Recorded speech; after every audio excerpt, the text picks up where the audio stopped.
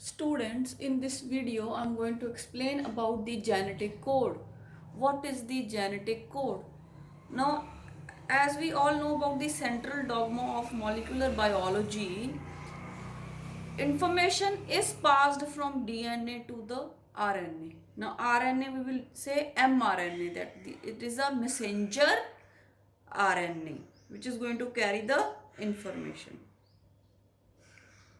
Now scientists they came to know about this that DNA carries the information but it is exhibited in the form of proteins. बाहर किमें आउंदा है in the forms of proteins. Now how is this information passed from DNA to RNA? Students the question is किमें जानती है information DNA तो RNA ਦੇ ਵਿੱਚ, whether it is a email, a WhatsApp message, what it is.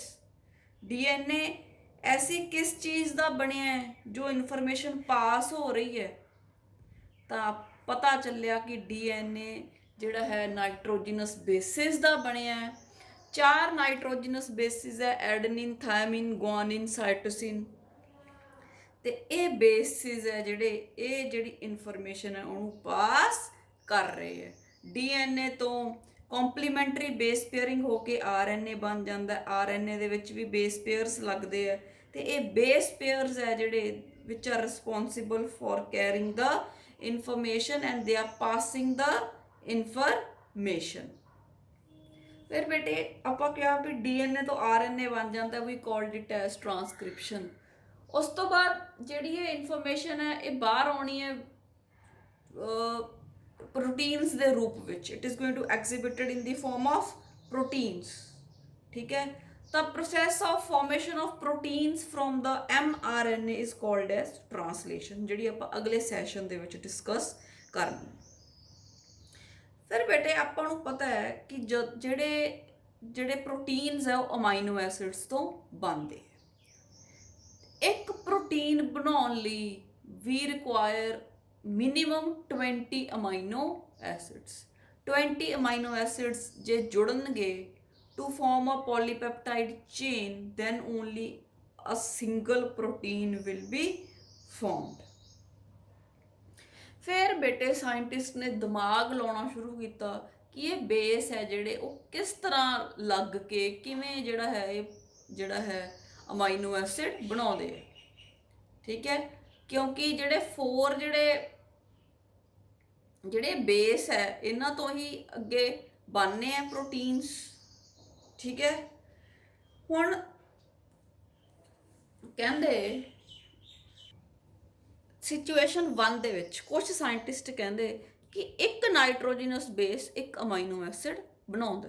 ਜਿਵੇਂ ਇੱਕ amino acid ਐਡਨਿਨ ਨੇ ਬਣਾਤਾ, ਇੱਕ ਥਾਇਮਿਨ ਨੇ, ਇੱਕ ਗੁਆਨਿਨ ਨੇ, ਇੱਕ ਸਾਈਟੋਸਿਨ ਨੇ।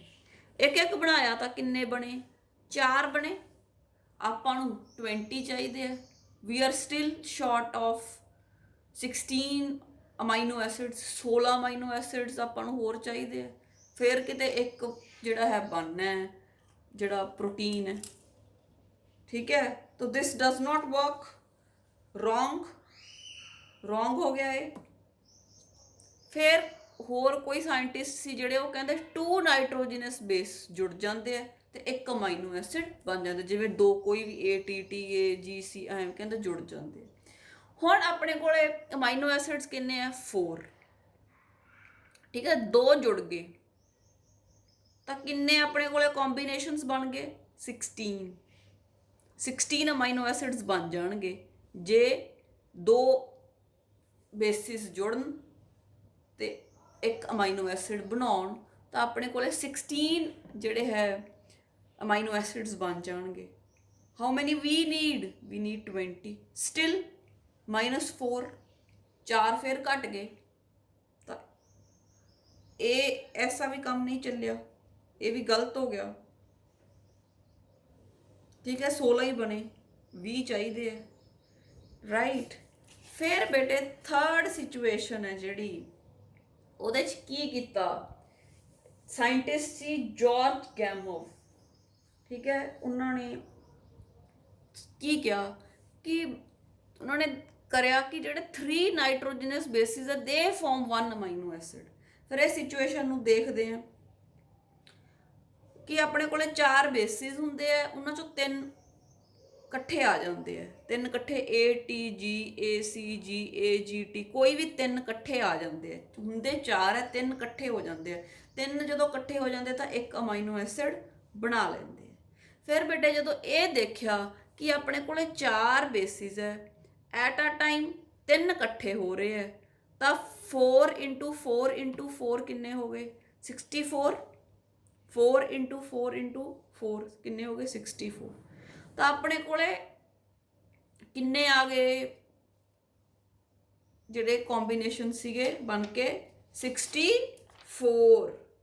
ਠੀਕ ਹੈ, we get 64 amino acids, but we need only 20। ਆਪਾਂ ਨੂੰ ਤਾਂ 20 ਚਾਹੀਦੇ ਆ, ਬਣ ਗਏ 64। ਤਾਂ ਇਹ ਸਰਪਲਸ ਹੋ ਗਏ, ਬਹੁਤਾਤ ਹੋ ਗਈ, ਜ਼ਿਆਦਾ ਬਣ ਗਏ, ਮੋਰ ਦੈਨ ਇਨਫ। ਤਾਂ ਫਿਰ ਉਹਨਾਂ ਨੇ ਕਿਹਾ ਵਾਓ, ਦਿਸ ਇਜ਼ ਗ੍ਰੇਟ। ਫਿਰ this situation 3 was accepted, right? That 3 nitrogenous bases will come together to form 1 amino acid, and we will get 64 amino acids, right? So this situation was accepted। ਠੀਕ ਹੈ ਬੇਟੇ, ਜॉर्ज ਗੈਮੋਫ scientist ਸੀ, ਉਹਨਾਂ ਨੇ arguments ਕੀਤੇ ਵੀ ਆਹ ਗਲਤ ਹੈ, ਆਹ ਗਲਤ ਹੈ। ਉਹ ਕਹਿੰਦੇ ਕਿ ਜਿਹੜਾ ਜੈਨੇਟਿਕ ਕੋਡ ਹੈ, ਠੀਕ ਹੈ, that should be made up of 3 nucleotides, 3 nitrogens base ਉਹ ਕਹਿੰਦੇ ਇਕੱਠੇ ਹੋਣੇ ਚਾਹੀਦੇ ਹੈ। ਤੇ ਫਿਰ ਕਹਿੰਦੇ ਉਹਨਾਂ ਨੇ ਦੱਸਿਆ ਕਿ ਉਹਨਾਂ ਨੇ ਪਰਮਿਊਟੇਸ਼ਨ ਕੰਬੀਨੇਸ਼ਨ ਬਣਾਇਆ, ਠੀਕ ਹੈ, ਕਿ 4 × 4 × 4 4 ਬੇਸ ਹੈ, 3 ਇਕੱਠੇ ਆਉਂਦੇ ਆ, ਤਾਂ 64 ਜਿਹੜੇ ਹੈ ਕੋਡੋਨਸ ਆਉਂਦੇ ਆ। ਠੀਕ ਹੈ, ਤੇ ਕਿੰਨੇ ਆਪਾਂ ਨੂੰ 20 ਚਾਹੀਦੇ ਆ, ਤਾਂ ਇਸ ਕਰਕੇ ਕਿ ਉਹ ਇਹ ਗੱਲ ਜਿਹੜੀ ਸੀਗੀ ਉਹ ਸਹੀ ਹੋ ਗਈ, ਤੇ ਜਿਹੜਾ ਹੈ ਜੈਨੇਟਿਕ ਕੋਡ ਦੀ ਡਿਸਕਵਰੀ ਹੋ ਗਈ। Genetic code was discovered that there are total 20 amino acids and there are 64 codons। ठीक है बेटे, तो 64 codons वो कहते आ गए। this is how genetic code was discovered। उस तो बाद बेटे एक Indian scientist, we must be proud of him, Hargobind Khorana, he is a Nobel laureate। So Hargobind Khurana, he developed the chemical method in synthesizing RNA molecule with defined combination of bases। ਤਾਂ ਉਹਨਾਂ ਨੇ ਇਹ ਬਣਾ ਕੇ ਦੇਖ ਲਏ, ਠੀਕ ਹੈ, RNA molecule ਬਣਾ ਕੇ ਦੇਖ ਲਿਆ। ਤਾਂ ਜਿਹੜਾ ਸੀਗਾ ਇਸ ਤਰ੍ਹਾਂ ਜਿਹੜੀ ਸੀਗੀ ਜੈਨੇਟਿਕ ਇਨਫੋਰਮੇਸ਼ਨ ਸੀ, ਉਹ ਜਿਹੜਾ ਜੈਨੇਟਿਕ ਕੋਡ ਸੀ ਉਹ ਪਤਾ ਚੱਲ ਗਿਆ, ਤੇ ਜੈਨੇਟਿਕ ਇਨਫੋਰਮੇਸ਼ਨ ਅੱਗੇ ਕਿਵੇਂ ਪਾਸ ਹੁੰਦੀ ਹੈ, this was discovered। ਹੁਣ ਦੇਖੋ ਬੇਟਾ, ਇਨਫੋਰਮੇਸ਼ਨ ਕਿੱਥੇ ਹੁੰਦੀ ਹੈ? DNA ਕੋਲੇ, ਠੀਕ ਹੈ, DNA ਦੇ ਉੱਤੇ ਬੇਸ ਪਏ ਹੁੰਦੇ ATGC। ਉਸ ਤੋਂ ਬਾਅਦ DNA ਤੋਂ RNA ਬਣ ਜਾਂਦਾ ਹੈ, ਉਹਦੇ ਕੰਪਲੀਮੈਂਟਰੀ ਬੇਸਿਸ RNA ਤੇ ਲੱਗ ਜਾਂਦੇ ਆ, RNA ਤੋਂ ਅੱਗੇ ਪ੍ਰੋਟੀਨਸ ਬਣਨੇ ਆ। ਠੀਕ ਹੈ, ਜਿਹੜੀ ਇਨਫੋਰਮੇਸ਼ਨ RNA ਤੋਂ ਪ੍ਰੋਟੀਨਸ ਦੇ ਵਿੱਚ RNA ਤੋਂ ਮਤਲਬ ਜਾਂਦੀ ਹੈ, ਪ੍ਰੋਟੀਨਸ ਬਣਾਉਣ ਦੇ ਵਿੱਚ ਹੈਲਪ ਕਰਦੀ ਹੈ, ਦਿਸ information is called the genetic code. ਠੀਕ ਹੈ, ਜਿਹੜੀ ਇਨਫੋਰਮੇਸ਼ਨ RNA ਤੋਂ ਪ੍ਰੋਟੀਨਸ ਦੇ ਵਿੱਚ ਜਾਂਦੀ ਹੈ, ਦਿਸ information is called the genetic code, and it is a triplet, means 3 bases come together, so we call it as a triplet, and we get 64 codons। देखो genetics code की है, it is a sequence of nucleotides nitrogenous bases in the mRNA which contains the information of protein for protein synthesis। Codon की a set of 3 nucleotide bases which is a triplet। total अपने कोले बेटे है कि 64 codes। ठीक है, ਜਿਹੜੇ 64 ਜਿਹੜੇ ਹੈਗੇ ਕੋਡੋਨਸ ਹੈ ਮੇਰੇ ਕੋਲੇ, ਉਹਨਾਂ ਦੇ ਵਿੱਚੋਂ ਬੇਟੇ ਜਿਹੜਾ ਇੱਕ ਹੈ 1 AUG, it is the start codon. ਇਹ ਬੇਟੇ ਪ੍ਰੋਸੈਸ ਨੂੰ, ਜਿਹੜਾ ਟਰਾਂਸਲੇਸ਼ਨ ਪ੍ਰੋਸੈਸ ਹੈ, ਜਿਹੜਾ ਪ੍ਰੋਟੀਨ ਫਾਰਮੇਸ਼ਨ ਦਾ ਪ੍ਰੋਸੈਸ ਹੈ ਉਹਨੂੰ ਸ਼ੁਰੂ ਕਰਾਉਂਦਾ ਹੈ AUG। ਠੀਕ ਹੈ, ਕਿਹੜਾ AUG। ਤੇ ਬੇਟੇ ਇਹਨੂੰ ਯਾਦ ਕਿਵੇਂ ਰੱਖ ਸਕਦੇ ਆ ਆਪਾਂ? ਮਤਲਬ AUG ਕੀ ਹੈ? ਸਟਾਰਟ ਕਰਦਾ ਹੈ, ਇਹ ਬੁਲਾਉਂਦਾ ਹੈ। ਠੀਕ ਹੈ, ਗੇਟ ਤੇ ਖੜਾ ਹੁੰਦਾ ਹੈ, ਬੁਲਾਉਂਦਾ ਹੈ ਵੀ ਆ ਜਾਓ। ਤੇ ਕੀ ਕਹਿੰਦਾ ਹੈ? ਆਓ ਜੀ, ਆਓ ਜੀ। ਤਾਂ ਤੁਸੀਂ ਯਾਦ ਰੱਖ ਸਕਦੇ ਹੋ ਆਓ ਜੀ, AUG, ਆਓ ਜੀ, ਆਓ ਜੀ। ਕੌਣ ਕਹਿੰਦਾ ਹੈ? ਸਟਾਰਟ ਕੋਡੋਨ। ਤਾਂ ਸਟਾਰਟ ਕੋਡੋਨ ਕਿਹੜਾ? AUG। ਇੱਥੋਂ ਯਾਦ ਰੱਖ ਸਕਦੇ ਹੋ। ਉਸ ਤੋਂ ਬਾਅਦ 3 ਕੋਡੋਨਸ ਇਹੋ ਜਿਹੇ ਜਿਹੜੇ ਜਦੋਂ ਪ੍ਰੋਟੀਨਸ ਬਣ ਜਾਂਦੇ ਆ ਉਦੋਂ ਬਾਅਦ ਪ੍ਰੋਸੈਸ ਨੂੰ ਸਟਾਪ ਕਰਾਉਣਾ ਹੁੰਦਾ।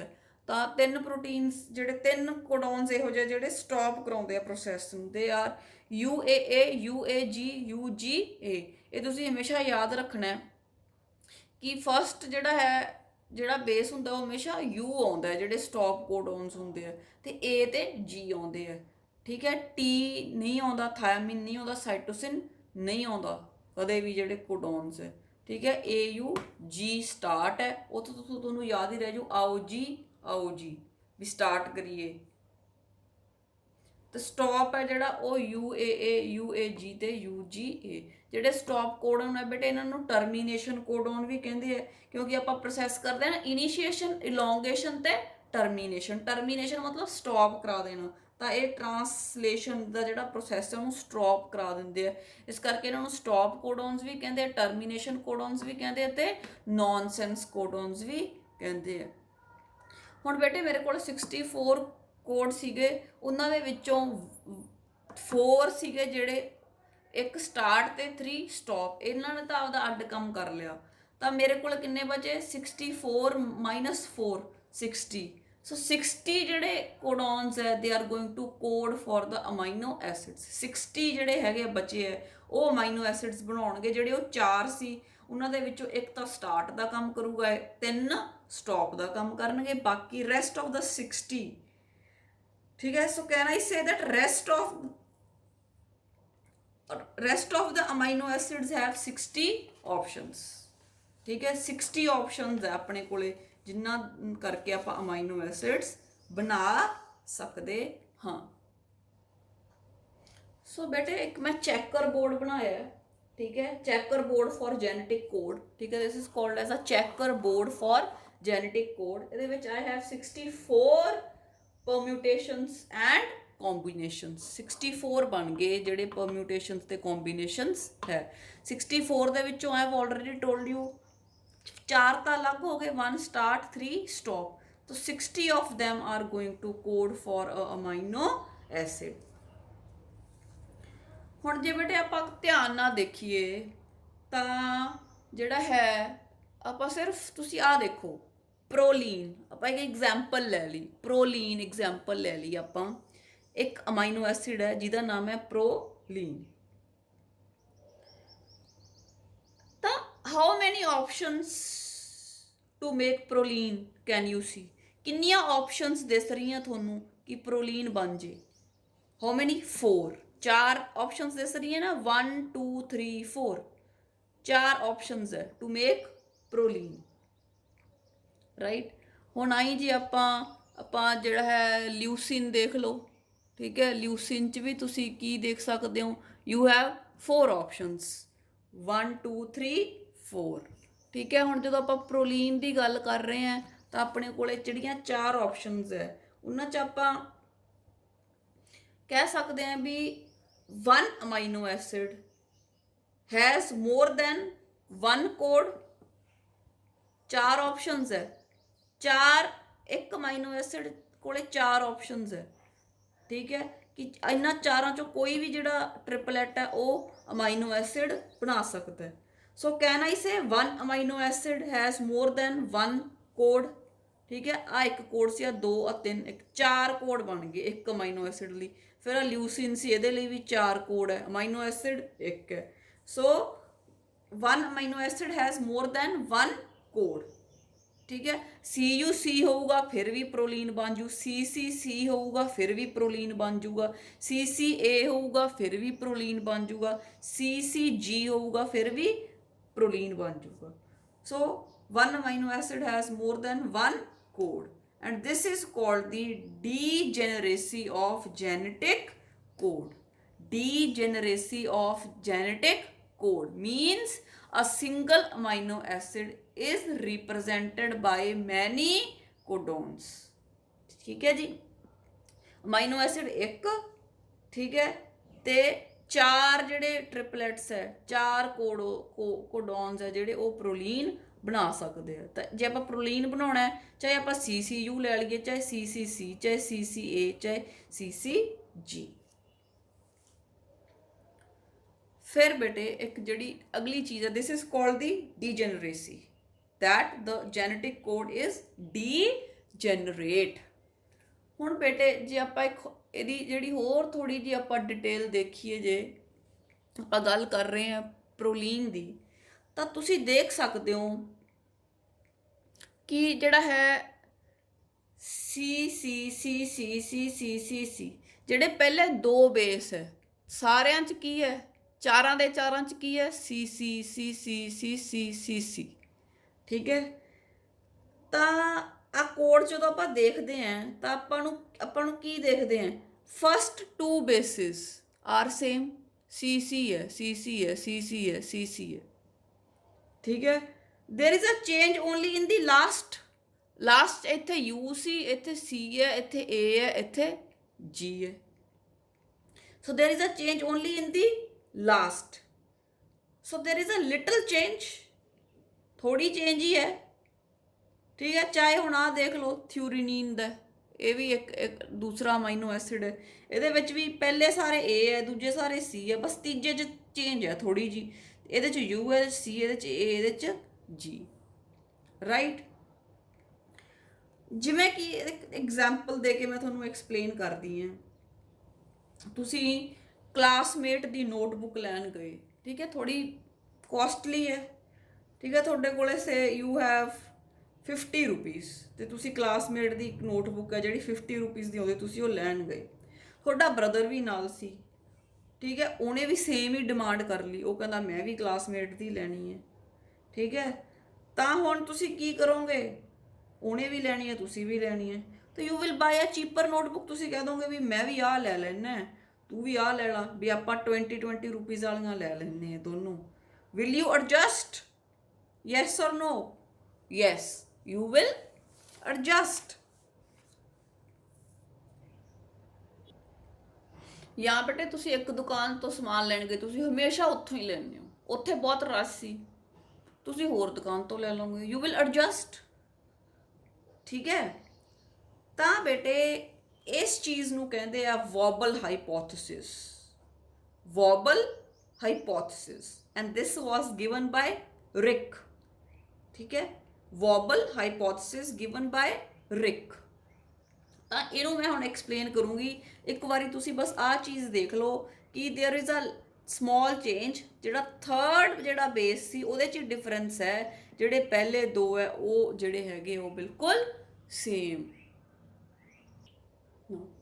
ਹੁਣ ਬੇਟੇ ਤੁਹਾਨੂੰ tRNA ਬਾਰੇ ਪਤਾ ਹੈ, ਟ੍ਰਾਂਸਫਰ RNA, ਆਪਾਂ ਉਹਦਾ ਸਟਰਕਚਰ ਵੀ ਕੀਤਾ ਹੈ, ਕਲਵਰ ਲੀਫ ਮਾਡਲ ਕੀਤਾ ਹੈ।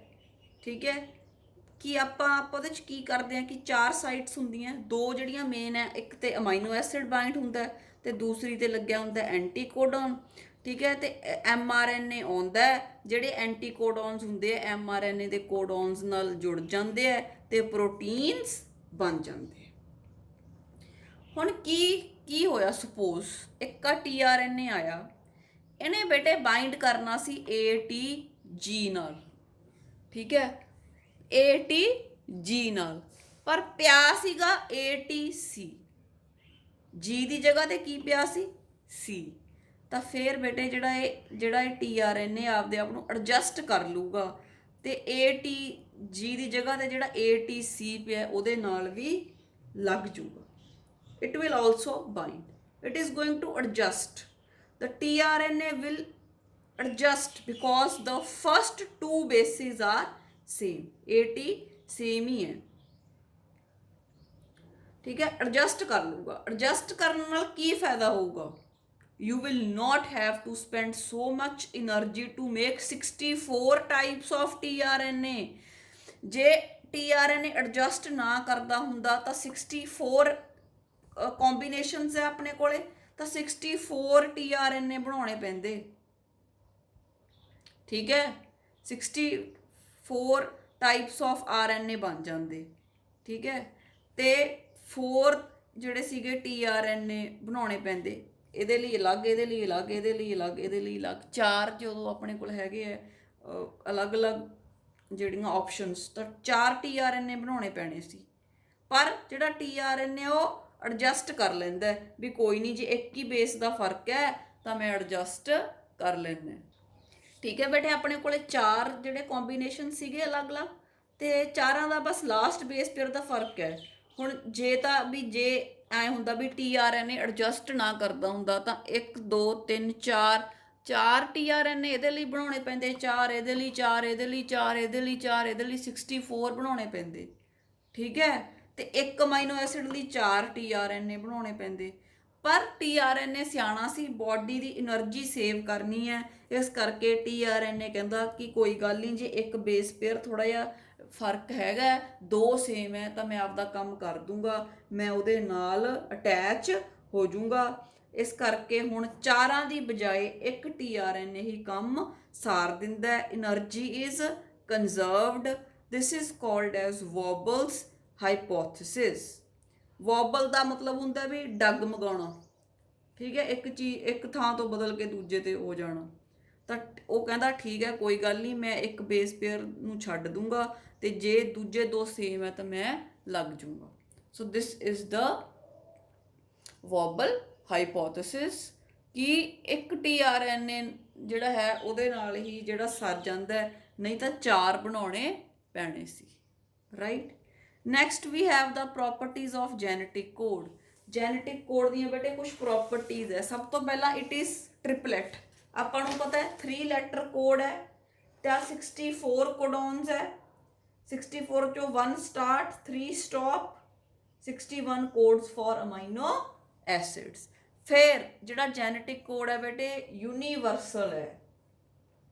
ਯੂਨੀਵਰਸਲ ਦਾ ਮਤਲਬ ਹੈ, ਮੰਨ ਲਓ ਆਪਣੇ ਕੋਲੇ ਜਿਹੜਾ ਹੈ UUU ਹੈ, ਤਾਂ ਬੇਟੇ UUU ਤੋਂ ਕਿਹੜਾ ਅਮਾਈਨੋ ਐਸਿਡ ਬਣਨਾ ਹੈ? ਆ ਪਿਆ ਫਸਟ, ਫਿਨਾਈਲ ਐਲਾਨੀਨ। ਫਿਨਾਈਲ ਐਲਾਨੀਨ। ਹੁਣ ਚਾਹੇ ਉਹ ਹਿਊਮਨ ਬੀਇੰਗਸ ਹੈ, ਚਾਹੇ ਉਹ ਬੈਕਟੀਰੀਆ ਹੈ, ਜੇ UUU ਪਿਆ ਤਾਂ ਫਿਨਾਈਲ ਐਲਾਨੀਨ ਹੀ ਬਣੇਗਾ। ਸੋ ਦ ਕੋਡ ਇਜ਼ ਯੂਨੀਵਰਸਲ। ਫਿਰ ਦ genetic code is degenerate. Degenerate ਦਾ ਮਤਲਬ ਮੈਂ ਤੁਹਾਨੂੰ ਪਹਿਲਾਂ ਹੀ ਦੱਸਿਆ ਹੋਇਆ ਹੈ, ਸਮਝਾਇਆ ਤੁਹਾਨੂੰ, that 2 codons can code single amino acid. ਜਿਵੇਂ ਕਿ ਆਪਾਂ ਇੱਕ ਐਗਜ਼ਾਮਪਲ ਲੈਂਦੇ ਹਾਂ, ਆ ਤੁਸੀਂ ਫਸਟ ਤੇ ਦੇਖੋ, UUU ਤੋਂ ਵੀ ਫਿਨਾਈਲ ਐਲਾਨੀਨ ਬਣਦਾ ਹੈ, UUC ਤੋਂ ਵੀ ਫਿਨਾਈਲ ਐਲਾਨੀਨ ਬਣਦਾ ਹੈ, UUA ਤੋਂ ਲਿਊਸਿਨ ਬਣਦਾ ਹੈ, ਤੇ UUG ਤੋਂ ਵੀ ਲਿਊਸਿਨ ਬਣਦਾ ਹੈ। So 2 codons, that is UUU and UUC, can code single amino acid phenylalanine. This is called as degeneracy. This is called as degeneracy. ठीक है? So one amino acid has more than one code. ठीक है, more than one code. This is called as degeneracy. फिर commaless, मतलब कोई punctuation नहीं आती, punctuation mark नहीं आता। पंक्चुएशन मार्क तुसी समझ सकते हो, मतलब जिवें कॉमा, फुल स्टॉप। ਤਾਂ ਜਦੋਂ ਆਪਾਂ ਮੰਨ ਲਓ UUU ਲਿਖਿਆ ਤਾਂ ਆਪਾਂ U ਤੋਂ ਬਾਅਦ ਕੌਮਾ ਤਾਂ ਨਹੀਂ ਪਾਇਆ, ਫਿਰ U ਤੋਂ ਬਾਅਦ ਕੌਮਾ ਤਾਂ ਨਹੀਂ ਪਾਇਆ, ਜਾਂ U ਤੋਂ ਬਾਅਦ ਆਪਾਂ ਕੋਈ ਡੈਸ਼ ਨਹੀਂ ਪਾਈ, ਕੁਛ ਨਹੀਂ ਪਾਇਆ। So this is commaless. Then the genetic code is unambiguous. ਇਹਦਾ ਮਤਲਬ ਹੈ one code codes for one amino acid. One codon specify only one amino acid. ਜਿਵੇਂ ਛੋਟੇ ਬੱਚੇ ਹੁੰਦੇ ਆ, ਸਪੋਜ਼ ਉਹਨਾਂ ਨੇ ਇੱਕ ਚੀਜ਼ ਲੈਣੀ ਹੈ, ਉਹੀ ਲੈ ਕੇ ਛੱਡਦੇ, ਚਾਹੇ ਆਪਾਂ ਜਿਹੜਾ ਹੈ ਉਸ ਤੋਂ ਵੀ ਚੰਗੀ ਚੀਜ਼ ਦੇ ਦਈਏ, ठीक है, स्पैसिफिक हो जाते हैं। Similarly one codon specify one amino acid, so the genetic code is called as unambiguous or non-ambiguous. One codon codes for one amino acid. ਤਾਂ ਬੇਟੇ ਜਿਹੜਾ ਆਪਾਂ ਟੇਬਲ ਦੀ ਗੱਲ ਕੀਤੀ, ਜਿਹੜਾ ਮੈਂ ਕਿਹਾ ਮੈਂ ਜਿਹੜਾ ਹੈ ਚੈਕਰ ਬੋਰਡ ਬਣਾਇਆ ਫॉर ਵੇਰੀਅਸ ਕੰਬੀਨੇਸ਼ਨਸ ਪਰਮੂਟੇਸ਼ਨਸ ਲਗਾ ਕੇ, ਤਾਂ ਇਹਦੇ ਵਿੱਚ ਬੇਟੇ ਮੈਂ ਇੱਕ ਸਾਈਡ ਤੇ ਸੀਗੇ ਜਿਹੜੇ 4 ਬੇਸ ਪੇਅਰਸ ਇੱਕ ਸਾਈਡ ਤੇ ਲਗਾ ਲਏ, ਜਿਹੜੇ 5 ਡੈਸ਼ ਐਂਡ ਵੱਲ ਸੀ, ਤੇ ਜਿਹੜੇ 4 ਹੈ ਇੱਕ ਪਾਸੇ ਲਗਾਏ ਹੈ, ਠੀਕ ਹੈ, ਜਿਹੜੇ ਹੋ ਦੂਸਰੇ ਸੀ, ਤੇ ਉਸ ਤੋਂ ਬਾਅਦ ਆ ਕੰਬੀਨੇਸ਼ਨਸ ਬਣ ਗਏ ਮੇਰੇ ਕੋਲ, ਠੀਕ ਹੈ। ਤਾਂ ਇਹ ਚਾਰਟ ਨੂੰ ਤੁਸੀਂ ਪੂਰਾ ਤੁਹਾਨੂੰ ਯਾਦ ਕਰਨ ਦੀ ਜ਼ਰੂਰਤ ਨਹੀਂ ਹੈ, ਤਾਂ ਆਪਾਂ ਕੁਝ ਐਗਜ਼ਾਮਪਲਸ ਹੈ ਜਿਹੜੀਆਂ ਉਹ ਆਪਾਂ ਇੱਥੇ ਦਿੱਤੀਆਂ, ਉਹ ਤੁਸੀਂ ਯਾਦ ਕਰਨੀ ਹੈ। ਤੇ ਬੇਟੇ ਫਿਰ ਵੀ ਜਿਹੜੇ ਕੁਝ ਮੇਨ ਅਮਾਈਨੋ ਐਸਿਡਸ ਹੈ, ਠੀਕ ਹੈ, ਟੋਟਲ ਤਾਂ ਆਪਾਂ ਕਹਿ ਸਕਦੇ ਹਾਂ ਵੀ ਇਸੈਂਸ਼ੀਅਲ 20 ਹੈ, ਤਾਂ ਜਿਹੜੇ 10 ਮੇਨ ਹੈ ਜਿਨ੍ਹਾਂ ਦੀਆਂ ਜ਼ਿਆਦਾ ਐਗਜ਼ਾਮਪਲਸ ਤੁਸੀਂ ਜੈਨੇਟਿਕਸ ਦੇ ਵਿੱਚ ਕਰਨੀ ਹੈ, ਉਹਨਾਂ ਨੂੰ ਲਰਨ ਕਰਨ ਦਾ ਮੈਂ ਇੱਕ ਸ਼ਾਰਟਕਟ ਜਿਹੜਾ ਹੈ ਤੁਹਾਨੂੰ ਉਹ ਦੱਸ ਰਹੀ ਹਾਂ, ਤੇ ਉਹਨਾਂ ਨੂੰ ਆਪਾਂ ਕਿਵੇਂ ਲਰਨ ਕਰ ਸਕਦੇ ਹਾਂ ਤਾਂ ਕਿ ਉਹ ਨੇਮਸ ਆਪਣੇ ਦਿਮਾਗ 'ਚ ਜਿਹੜੇ ਹੈ ਉਹ ਯਾਦ ਹੋ ਜਾਣ, ਤੇ ਆਪਾਂ ਐਗਜ਼ਾਮਪਲਸ ਦੇ ਤੌਰ ਤੇ ਉਹਨਾਂ ਨੂੰ ਯੂਜ਼ ਕਰ ਸਕੀਏ।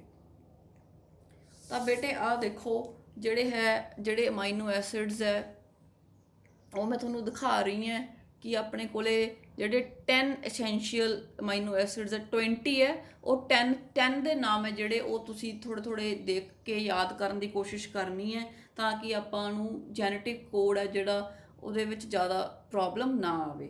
First one is arginine, second is histidine, third is isoleucine, fourth is leucine, fifth is threonine, sixth is lysine, seventh methionine, eighth phenylalanine, ninth tryptophan, 10th valine। ਇਹ ਵਾਲੇ ਅਮਾਈਨੋ ਐਸਿਡਸ ਦੀ ਬੇਟੇ ਆਪਾਂ ਜਿਵੇਂ ਮੀਥਿਓਨੀਨ ਹੋ ਗਿਆ, ਇਹਦੀ ਆਪਾਂ ਅਕਸਰ ਗੱਲ ਕਰਦੇ ਹਾਂ, ਫਿਨਾਈਲ ਐਲਾਨੀਨ ਦੀ ਆਪਾਂ 5th ਚੈਪਟਰ 'ਚ ਕੀਤਾ ਹੈ ਨਾ। ਤਾਂ ਇਹ ਜਿਹੜੇ ਹੈਗੇ ਆ ਆਪਾਂ ਅਮਾਈਨੋ ਐਸਿਡਸ ਆਪਾਂ ਕਿਹਾ ਆਰਜਿਨਿਨ, ਤੇ ਜਿਹੜੇ ਹੈਗੇ ਆ ਇਹ ਪੋਜ਼ਿਟਿਵ ਚਾਰਜ ਦਿੰਦੇ ਆ ਹਿਸਟੋਨਸ ਨੂੰ, ਤਾਂ these are the main amino acids. ਤਾਂ ਇਹਨਾਂ ਨੂੰ ਬੇਟੇ ਯਾਦ ਰੱਖਣ ਲਈ ਤੁਸੀਂ ਇੱਕ ਲਾਈਨ ਯਾਦ ਕਰਨੀ ਹੈ ਜਿਹੜੀ ਕੀ ਹੈ, any help in learning these molecules prove truly valuable. Any help in learning these little molecules prove truly valuable. ਜੇ ਤੁਸੀਂ ਆਹ ਲਾਈਨ ਯਾਦ ਕਰ ਲਈ ਤਾਂ ਤੁਹਾਨੂੰ 10 ਅਮਾਈਨੋ ਐਸਿਡਸ ਦੇ ਨਾਮ ਯਾਦ ਹੋ ਜਾਣਗੇ। A ਤੋਂ ਆਰਜਿਨਿਨ, H ਤੋਂ ਹਿਸਟੀਡੀਨ, I ਤੋਂ ਆਈਸੋਲਿਊਸਿਨ, L ਤੋਂ ਲਿਊਸਿਨ, T ਤੋਂ ਥ੍ਰੀਓਨੀਨ, L ਤੋਂ ਲਾਈਸਿਨ, M ਤੋਂ ਮਿਥਿਓਨੀਨ, P ਤੋਂ ਫਿਨਾਈਲਐਲੈਨਿਨ, T ਤੋਂ ਟ੍ਰਿਪਟੋਫਾਨ, V ਤੇ ਵੈਲੀਨ। ਐਂਡ ਜੇ ਤੁਸੀਂ ਆ 10 ਨੇਮਸ ਯਾਦ ਕਰ ਲਏ, they are more than enough, ਤੁਸੀਂ ਕਿਤੇ ਵੀ ਇਹਨਾਂ ਨੂੰ ਯੂਜ਼ ਹੈ ਜਿਹੜਾ ਉਹ ਕਰ ਸਕਦੇ ਹੋ। So this was all about the genetic code. In the next session I am going to start with the translation, the process of formation of proteins from mRNA with the help of ribosomes and transfer RNA.